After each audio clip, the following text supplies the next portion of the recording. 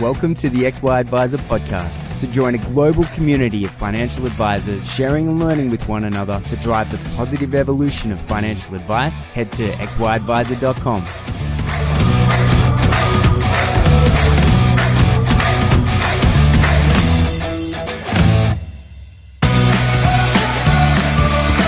Both Zurich and Onepath life insurance offerings deliver the broadest range of offerings in the market with a combined 4 distinct solutions on offer to better serve all Australians. At Zurich and Onepath, we believe in the value of advice and the professionals who provide it. This means investing in more ways to help your clients and making it easier for you to do business with us. To find out more about how we can help you and your clients, contact your Zurich and Onepath Life or Zurich Investments representative today.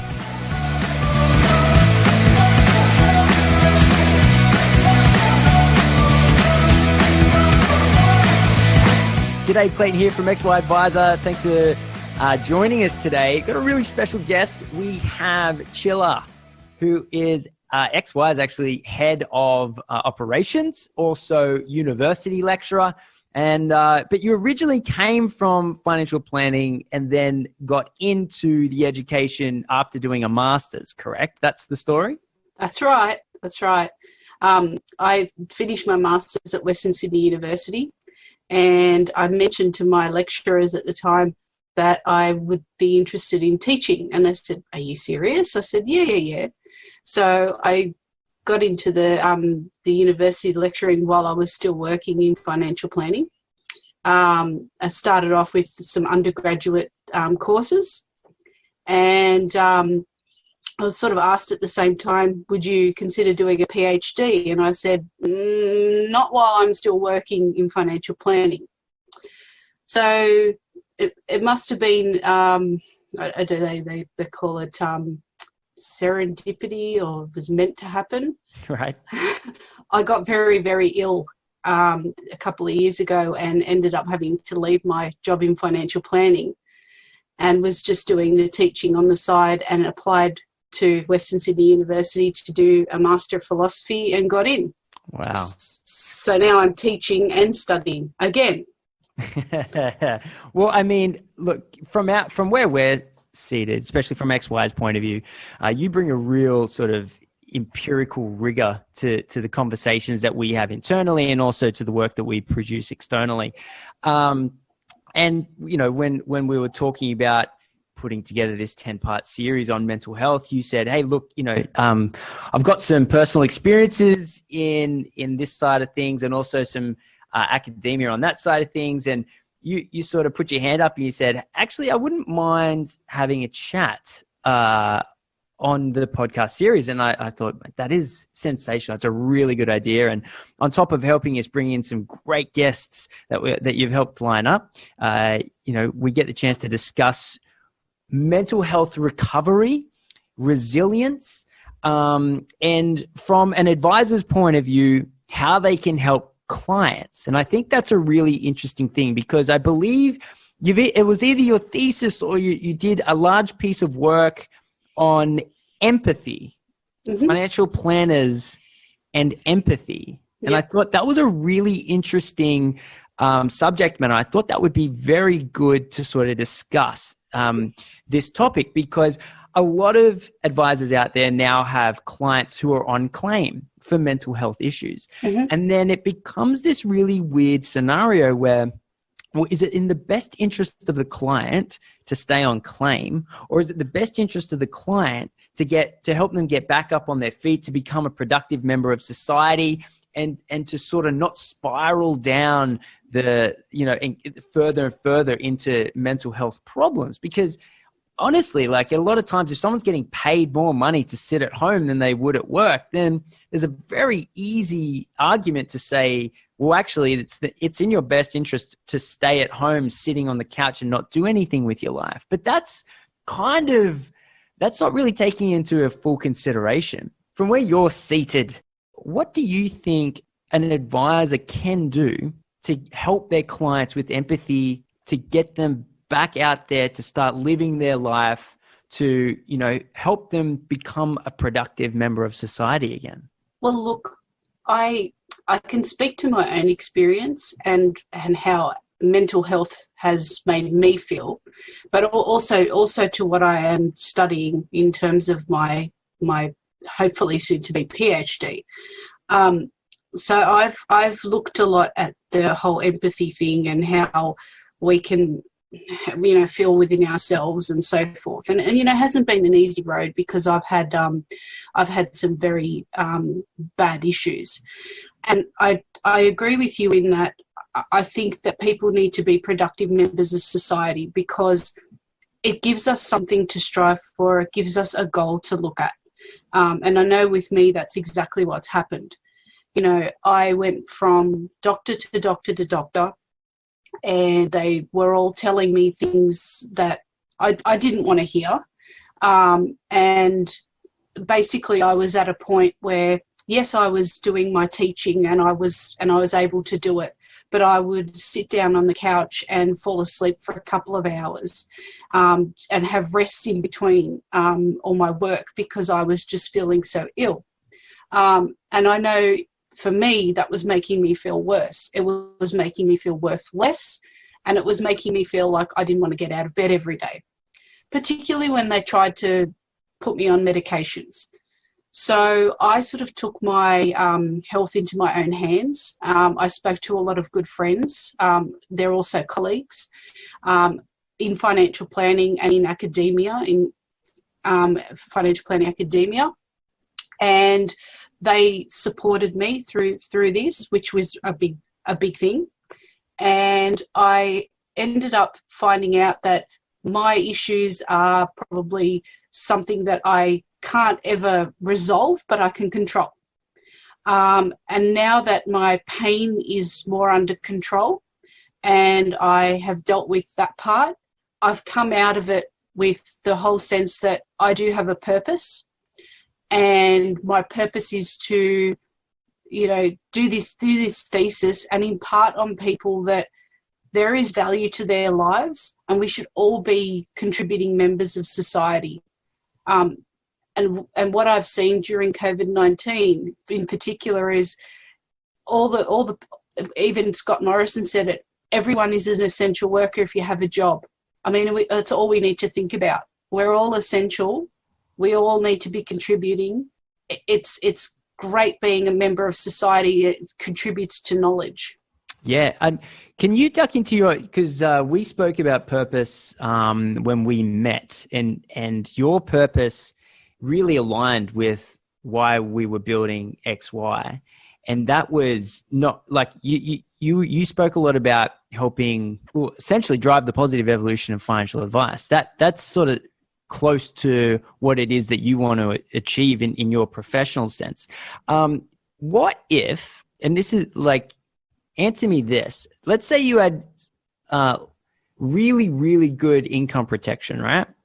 And you could have gone on claim. This is in a theoretical situation. Let's say you could have gone on claim and stayed on claim for the rest of your life. Do you think that you would have gotten out of bed and got back to work and become, taking on this role at XY, that's not an easy role, right? And it's only just begun. Like realistically, we expect over time this to grow into a bigger role. Yep. And you put your hand up and you said, actually,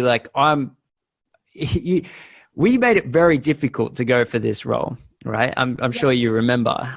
We didn't make it easy, and you were the only one that completed the whole job application.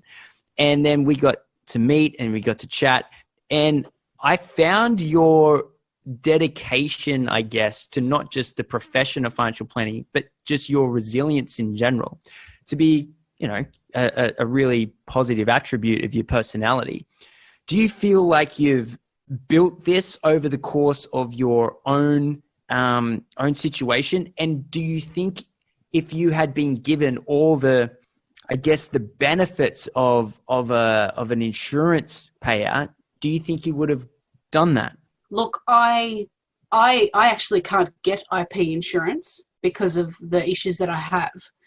But if theoretically I had, yes, because I don't think I could sit there and just receive money and not get out of bed and not have something to do. For me, it would be completely boring, even with all the pain that I'm sometimes in. I always said to my husband, I said, I would always do something, even if that was just being able to study. I said to him, I would go and do a PhD, or I'd go and do a counselling course or a psychology course or something, even try to use that to then work, because to me, unless I'm working, there's not really much of a point. It's sitting around the house watching Netflix all day. Yes, you do that once in a while, but not on an ongoing basis at all. No. Yeah. And in terms of a financial planner and in terms of your study that you've done, what effects does an advisor with, let's call it, a high level of empathy, what benefits does that provide to clients?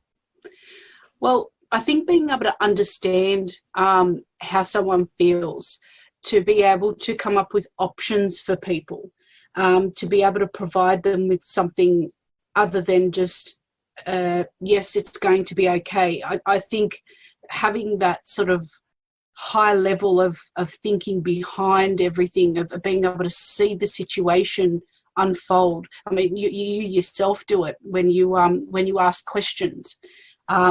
It's really important, and I think clients do appreciate it. And I've seen my previous bosses, and I've seen my colleagues and friends who are in the emerging profession do that. Yeah. It's a huge part of the job. Can you walk us through that study in a little bit of detail? What was the purpose of it? So my study, or just in general? No, specifically yours. Okay, well, we're still building it, but it sort of came off the back of me, was my experience, because I thought, well, what subject can I do a whole, however many 100 pages on? And my father, a long time ago, I was an adult when he did this. He I don't know whether they say committed suicide, killed himself. I don't know how to say it. I don't know the right words. And I sort of thought to myself, I always wanted to know the stuff behind that. And I sort of left it, never really thought about it. And I know when I talk to people about this topic, they get really uncomfortable and they don't know what to say. And it's like, well, what do you say? You can't say anything. And that's where it sort of came from, in that people don't know how to address uncomfortable issues. And I remember just about 3 years ago, I went to see a lady called Amy Florian. And she deals a lot with grief and how financial advisors can talk to people who are going through grief. And I thought, oh, that would be a great thesis. So I put in my application to do it on grief. And it's kind of evolved over time, because the main thing that I was really looking at was, and this is still being nutted out with my supervisors, is how we can help financial planners use their empathy and so forth, and apply our new code of ethics in particular, because ethics and empathy, I think, go together hand in hand. Interesting. What is your early conclusion? My early conclusion, look, it's very early on, and I think that, look, opinion-wise, I think that financial planners have been given this code of ethics. They've been told they have to, they've been professionalised, and it's all happened. It's all happened very quickly, in that, it's boom, boom, boom, boom, boom. But it's been coming on for years and years and years. So in that respect, it hasn't been something they didn't see coming. But I think it's really important for them to know how to use this code of ethics to look at a situation and not just see the numbers and not just see the risk profile. they have to see what's behind the risk profile. And yes, to a certain extent, it's behavioral finance and psychology and all that sort of thing, which is kind of where my thesis will overlap. But, you know, there's also how to read a situation. And the comparison I can make is I say to students, when someone asks you a question, particularly if they're asking you a question about how to write an essay for your degree, think about what it is that they're trying to ask you. So I just think, what is the client trying to tell us, and how can we apply that code of ethics, and why does it apply? Yeah, it's a huge topic, and one that I'm only starting to get my head around. In terms of your view of where financial advice is headed, do you see it just going further and further down the path of, because I mean, you're actually the lecturer that's bringing in the next generation of advisors. Like, let's be very clear that basically you are single-handedly, Csilla, responsible for the survival of this profession. No, I'm completely joking, but you're obviously seeing the people that are coming through, right? What's kind of interesting is I had a conversation. It's actually a podcast. It'll be out by the time this is released. The Professional Independent Financial Advisor Association, PIFA. The president there is a guy named Daniel, and he has done all the work required, check this, to get the Australian Professional Council, and this is the Council of Australia that decides what job is a profession or not, and he has done the work to get financial planning to become a profession. Mm-hmm. So now he's submitted like 1,000 pages, and it's almost ticked over. By the next couple of months, he's very confident that his little association, currently little association, will be the first professionals. And what does it mean to become a professional? It means limited liability, right? So reduction in professional indemnity costs is one of many benefits. But being able to call yourself a professional is literally just on the horizon, which I'm so happy to hear. Now, in terms of seeing new students come through financial planning, what are their expectations? What are you noticing in terms of what the next generation of financial planners look like, in terms of the way that they speak, talk, the way that they think about financial planning? And is it different to your experience when you were working in a financial planning office? Okay, well, when I started working with Wayne about 7 years ago, when I first came into financial planning, he was always telling me, don't look at the product, look at the strategy, and go and work out what you want to do, or what we should do, basically, because we would look at the client situation. And that's I've sort of carried that with me, and always said to the students, you know, financial planning isn't, yes, it's about the numbers, it's about cash flow, it's about and all the bread and butter stuff.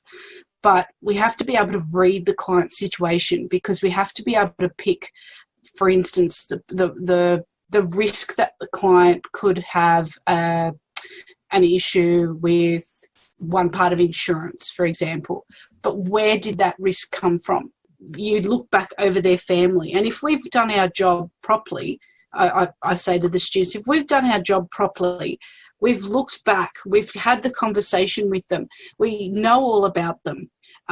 We take that information and we can go, okay, well, you're going to have a problem with this, this, and this because of such and such over here. And I always tell them, I say, just because I say something, it doesn't mean that you've got to take it on board. You should research it and look behind it and see what someone else says, because that what I say might not necessarily be what someone else has said. So my point there is, we have to research what we're actually doing to make sure that if there's more than one opinion on it, we need to check that we are doing the right thing and not just regurgitating the textbook, for example. Awesome. What would you say are some really good sources for research? At which level? financial planner level or student level? I'd say financial planner. What should financial planners be reading to question what it is that they're doing and ensuring that they're doing it in the best way possible? Look, for me, it's been really hard for me because I can read a technical thing. I can read, the financial planning textbooks and understand it. But with theoretical stuff, that's been really hard for me. I think it's important that they read widely, that they read across industries and professions, and that they don't just take someone's word for it. They question what that person is saying. If they read an article and something doesn't look right, go and have a look at something else. Don't just take that person's word for it. Yeah, no, absolutely. One of the things that I'm thinking of in terms of, the mental health of clients, right? So let's say you got an advisor out there, you got a bunch of clients, and let's say one of them has gone through a traumatic experience, right? What can an advisor do, right? Because the advisor sits in that really strange position between accountant and psychologist. Like it's a very, it's sort of the melding of both of those skill sets. And a lot of people don't want to see a psychologist, and a lot of people want to talk to a financial planner. I found as a financial planner, I would knew more about my clients than their own families. Mm-hmm. What are some talking points? What are some skills? What are the types of things advisors can be doing to have better conversations with their clients who have gone through traumatic events? So I guess we always think that we're going to ask the wrong questions. I myself will have conversations with people and just try and ask them, about their family, about their lives, about their interests, and just try and relate something that I've experienced to their interests, because it may not be that your interests actually align with everyone. So it's going to happen, but I would always try and pick something that does align. As an example, my husband is a blue collar worker. He's a mechanic. I don't really know much about fixing a car, but I'll engage him sometimes and I'll ask him a question. How does this work, or how does that work? I mean, there'll be times when I tune out and so forth, but at least I ask him the question. Now, he does the same with me. He doesn't know much about financial planning, but I've educated him enough to be able to ask the right questions. So I think it goes both ways. The financial planner has to ask questions that interest a client, as well as the other way around. And I think that will build the relationship. The one thing that I always try and hammer into the students, and I think that it's really important, especially from a compliance side, but it's also important from memory side, because I have lapses in memory more than I used to. We all do as we get older. It's important to make the file notes, because the file notes can make or break the relationship. And having those on file and looking at those before you talk to the client to remind yourself of what you spoke about before, and bring up those topics, because you're not going to remember everything. And if you bring up those topics and you constantly build on it, and you constantly build on your database and you write these notes, that will help you to have a conversation with the client that's important to them and address an issue that's important to them. And then when let's say it's a traumatic event, how do you, as an advisor, how do you tackle that? You just do. I think it's something that you just have to have those difficult conversations. It may involve a little bit of training.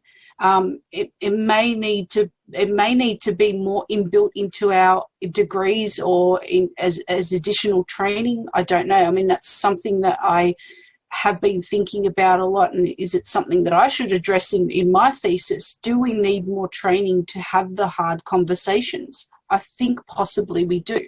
I definitely say we do. In terms of like the role that psychology plays in financial services, like coaching, that life planning, that whole emotional piece, advisors are flying blind when they walk in to the office. I think without a doubt that, so for example, Ray Jaramis, one of the co-founders here at XY, he did a psychology degree. Like that's what his degree was in, to become and he was already a financial planner. When he started his degree, he thought, well, what am I going to study to become a better financial planner? And he chose to study psychology.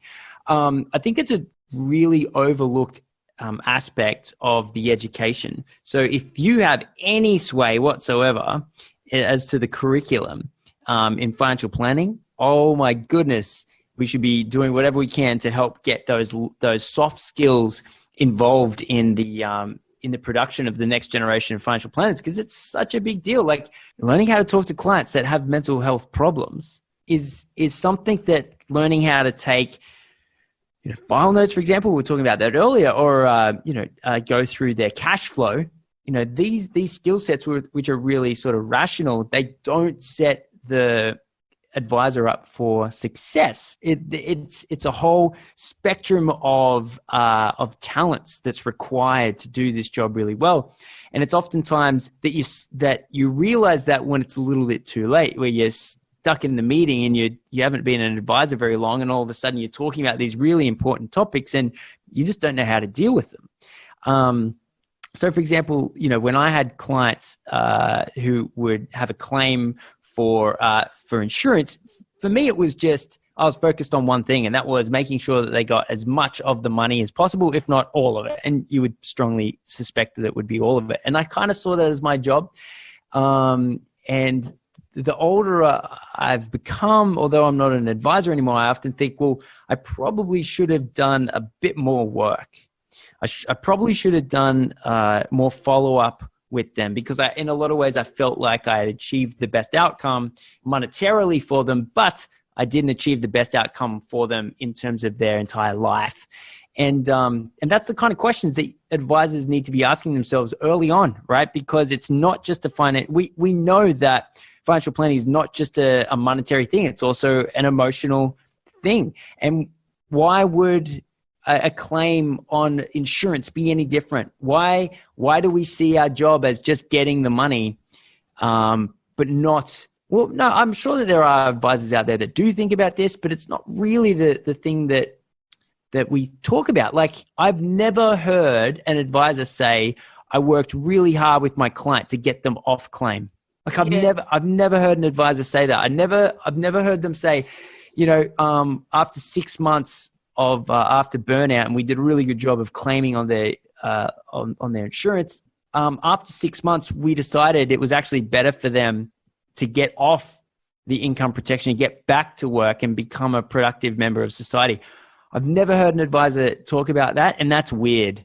It's really weird, because if we're really dealing with the best interest of the client, then the best interest for the client a lot of the times, especially in a mental health situation, should be to get off claim as quickly as possible. Not the pressure of that, but it should be a goal. That should be something that we're working towards, where it's like getting them off the couch, away from Netflix, getting them back into their life, because it's not going to be enjoyable. And know that from a whole list of reasons why we know that that's not going to be enjoyable. But if they're making less money by going back to work, it's going to be a really weird argument, because then are you breaking the law? Are you breaking best interest duty to recommend to your client to reduce their income? Holy damn, right? So it's a really interesting scenario. And one that, it's going to take, just even starting the conversations is a great place to begin. Csilla, thank you so much in terms of coming on and sharing with us your experience and also your education. Is there anything that you'd like to leave with advisors to think about, whether it's new advisors to the industry or ones that have been around for the last 40 years? Is there something in terms of, resilience and empathy that, you'd like to share? I think we just need to think about, okay, the situation now is terrible. It's something that, and I'm sick of the overused words, unprecedented times. So I'm not gonna say it about this, but this situation, I think, has made a lot of people think differently about mental health, about how we treat each other. And I hope that we can use our experience during this time to, I suppose everybody's saying be kinder. I just think more along the lines of not just be kinder to ourselves, but be kinder to everyone, animals, people, be better at our jobs just by going out there and looking behind everything, and finding our purpose and making sure that purpose is to help other people in society, whether that's taking on a psychology degree, whether it's taking on a couple of extra courses, whether it's spending a little bit of time helping a friend with their study, with their lives. I hope that we can do that both as new advisors and as emerging advisors. Thank you. It's really nice. It's great to have you on the team, I've got to say. And looking forward to seeing what we do in the near and long-term future. All right, Csilla, thanks so much for joining us today. Thanks for having me.